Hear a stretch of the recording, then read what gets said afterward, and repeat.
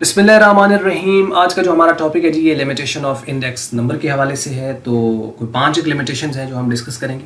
और इससे पहले एक ये हदीस है जो हज़रत अली अलैहिस्सलाम जो है इनसे मनकूल है। और मौला फरमाते हैं कि गफलत और गरूर का नशा शराब के नशे से बदतर है। अल-गफलतु वल गरूर अशद्दु सुकरम मिनल खुमूर, कि गफलत और गरूर का नशा शराब के नशे से बदतर है।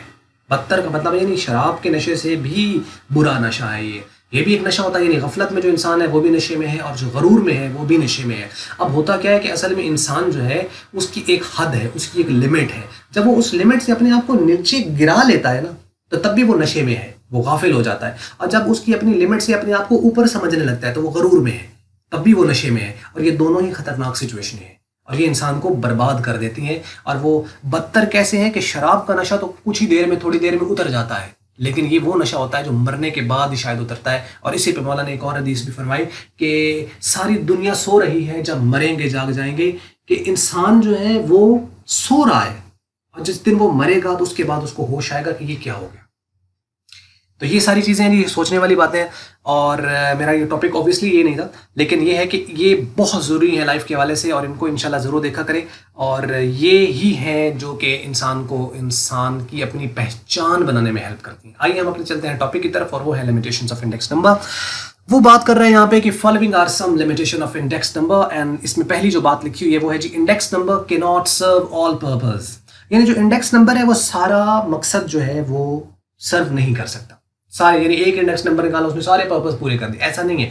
Specific purpose, specific index number. For one purpose for there is a one index number, for another purpose is another index number. One index number works only for specific purpose. मतलब अगर आपने retail के बारे में index number निकालना है तो वो होलसेल का आपका पर्पस पूरा नहीं कर सकता, होलसेल वाला रिटेल का पर्पस पूरा नहीं कर सकता, फिक्स वाला चेन वाला पूरा नहीं कर सकता, चेन वाला फिक्स नहीं कर सकता।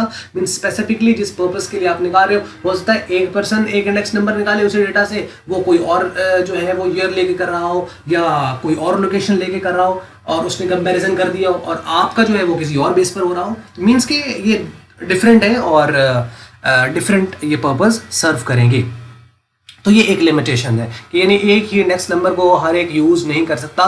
Person to person, place to place, time to time depend करता है, पर्पस टू पर्पस ये डिपेंड करता है कि आपको कौन सा निकालना है, क्यों निकालना, और क्यों का आंसर आपका इसमें स्पेसिफिकली होना चाहिए। दूसरी लिमिटेशन जो है इसकी वो है कि different computational methods produce the different index number for the same data. मतलब आपके पास डेटा तो एक ही दिया हुआ है, लेकिन उसका जो इंडेक्स नंबर आप निकाल रहे हो वो अलग निकाल रहा है, वो डिफरेंट निकाल रहा है। अब वो डिफरेंट कैसे निकाल रहा है कि आपने अगर सिंपल एग्रीगेटिव मेथड यूज करके आपने उसी डेटा का इंडेक्स नंबर निकाला तो उसका रिजल्ट और आएगा। किससे? सिंपल एवरेज ऑफ रिलेटिव्स के हवाले से। अगर आपने सिंपल एवरेज ऑफ रिलेटिव्स आपने यूज किए तो उसका रिजल्ट और आएगा, हालांकि डेटा वही है। अगर आपने सिंपल एग्रीगेटिव यूज किया तो उसका रिजल्ट और आएगा।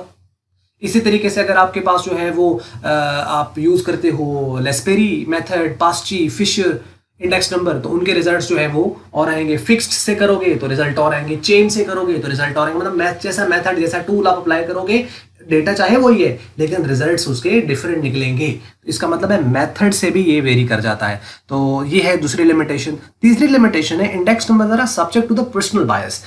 जो इंडेक्स नंबर होता है ये पर्सनल बायस से भी गलत आ सकता है। अब पर्सनल बायस क्या होती है? पर्सनल बायस होती है आपका अपना आप, आपकी अपनी ज़ात। मतलब आप के एक्सपीरियंसेस क्या हैं, आपके बिलीफ क्या है, आपका बिलीफ सिस्टम क्या कहता है आपको, आपकी थिंकिंग एंड थॉट क्या है, आपकी फीलिंग्स क्या है। अब आप अगर इनकी बेस पर, अपनी फीलिंग्स की बेस पर, अपने थिंकिंग एंड थॉट की बेस पर, अपने बिलीफ सिस्टम की बेस पर, अगर इन चीज़ों की बेस पर अगर आप कंक्लूजन निकालने लगे इंडेक्स नंबर का, हालांकि डेटा कुछ कह रहा है, रिक्वायरमेंट कुछ कह रही है, और आपने सोचा कि अच्छा यार ये ऐसा है तो चलो मैं ऐसा ही कर लेता हूँ, ऐसा मुझे लगता है।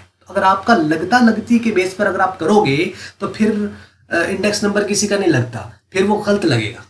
तो इसलिए फिर आपको क्या करना है, on the basis of the data, on the basis of the formulas, on the basis of the purpose आपको इसको लेके चलना होता है। आपकी फीलिंग्स और emotions and thoughts and thinking process की बेस पर अगर आप इंडेक्स नंबर को निकालोगे तो उसके अंदर पर्सनल बायस आ जाएगी और इंडेक्स नंबर आपका सही नहीं निकलेगा। This is another limitation for the index number. And the number 4, index numbers are subject to the sampling error. मतलब सैम्पलिंग एरर की बेस पे भी ये गलत निकल सकता है, subject to the sampling error. अच्छा, ये सैम्पलिंग एरर कब आता है? सैंपल सेलेक्ट करते वक्त। अब इस पे पहले चैप्टर में हमने वैसे डिटेल में बताया हुआ है कि पॉपुलेशन क्या होती है और पॉपुलेशन के साथ पैरामीटर क्या होता है, सैंपल क्या होता है और सैंपल के साथ स्टैटिस्टिक क्या होती है। देखिए, सैंपल क्या है कि पॉपुलेशन है, whole area of the concern, उसमें से आपने कुछ सिलेक्टिव पार्ट ले लिया जिसके ऊपर आप पूरी पॉपुलेशन तो आप स्टडी कर नहीं सकते। तो आप क्या करोगे? सिलेक्टेड डेटा लोगे और सिलेक्टेड डेटा की बेस पर आप एक रिसर्च कंडक्ट करोगे और रिजल्ट कंक्लूड कर दोगे। फॉर एग्जांपल, जैसे हमारे पास यहाँ पे इंडेक्स नंबर है तो हम इंडेक्स नंबर उसका निकाल लेंगे, लेकिन हमने वो जो सैंपल अब सिलेक्ट किया है वो सैंपल हमने गलत सिलेक्ट किया है। अब इसके ऊपर पूरा चैप्टर है, बल्कि पूरी किताबें लिखी गई हैं सैंपलिंग के ऊपर। तो ये बड़ा इंपॉर्टेंट है रिसर्च के अंदर कि आपको सैंपल कैसे सेलेक्ट करना है। This is a very important topic कि आपको पता हो कि सैंपल जो मैंने लेना है, कंसीडर करना है, वो कितना लेना है। अब उसका ये मतलब नहीं है कि या तो सैंपल सपोज कर लो, मैं एक मिसाल देता हूँ कि अगर 100 बच्चे हैं किसी क्लास के अंदर और उसमें से आप कोई कंक्लूजन निकालना चाहते हो, अब 100 को स्टडी करना बहुत मुश्किल है। अब आप उसमें से अगर 10 ले रहे हो तो 10 क्यों ले रहे हो, और अगर आप 20 ले रहे हो तो 20 क्यों ले रहे हो। फॉर एग्जांपल, हमें सैम्पलिंग के थ्रू पता चला जी कि इसमें से हमने 30 जो बच्चे हैं वो सिलेक्ट करने हैं, लेकिन वो 30 बच्चे कौन से सिलेक्ट करने हैं? वो रैंडम सिलेक्शन होती है। वो ये नहीं है कि पहली सारी रो में जो फ्रंट में बैठे हुए चलो जी आ जाओ जी, उसमें से देयर इज अ प्रोसेस कि इसमें से हमने 30 ये वाले लिए तो ये 30 वाले क्यों लिए, बाकी को क्यों छोड़ा। अब अगर आपने सैंपल ही गलत सेलेक्ट कर लिया है तो लाजिम बात है उसका फिर रिजल्ट तो गलत निकलेगा। जैसे अगर आपने डेटा ही गलत ले लिया, डेटा गलत लेंगे तो ऑब्वियसली उसका रिजल्ट गलत निकलेगा। या आपने डेटा के अंदर चेंजेस कर दी, वो पर्सनल बायसनेस है।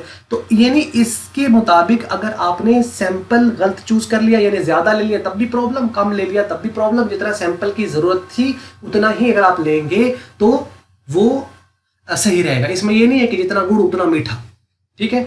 तो ये हिसाब नहीं है। इसके अंदर ये है कि आपको स्पेसिफिकली जितने की जरूरत है उतना आपको सैंपल सेलेक्ट करना है, तभी उसका सही स्टैटिस्टिक निकलेगा, यानी उसका रिजल्ट निकलेगा। और वो फिर स्टैटिस्टिक आप पूरी पॉपुलेशन पे अप्लाई भी कर सकोगे और तभी वो पैरामीटर उसका सही आएगा, यानी पॉपुलेशन से जो रिजल्ट निकलता है। तो मींस के आपको सैंपलिंग एरर अगर आपने कर दिया तो उसका मतलब फिर इंडेक्स नंबर ऑब्वियसली गलत निकलेगा, यानी जो आपने डेटा लिया वो गलत लिया। आप आम जुबान में कह लें कि डेटा आपने गलत लिया तो इंडेक्स नंबर भी गलत निकलेगा। और पांचवी और आखिरी है कि as selected base period might not be normal. जैसे कि आपको पता है कि जो सिलेक्टेड बेस पीरियड है वो नॉर्मल होना चाहिए। अब अगर वो नॉर्मल नहीं है तो कहता है therefore result of the index number में बी कंफ्यूजिंग, तो वो भी कंफ्यूजिंग हो सकते हैं। अब वो कंफ्यूजिंग कैसे हो सकते हैं? मतलब आपको नॉर्मल बेस पीरियड कैसे होता है कि जिसके अंदर कोई फ्लड ना आया हो, जिसके अंदर किसी किस्म का कोई जंग ना हुई हो, वॉर वगैरह ना हो, या जिसके अंदर जो है वो कोई अर्थक्वेक वगैरह या कोई भी अनहोनी इस तरह की ना हुई हो, या कोई बीमारी जैसे कोरोना वगैरह या इस तरह की कोई बीमारी आई हो, तो वो ना हो, ताकि आप उसको नॉर्मल ईयर की तरह कंसिडर करते हुए नॉर्मल सर्कमस्टांसेस के ऊपर आप उसको अप्लाई कर सको।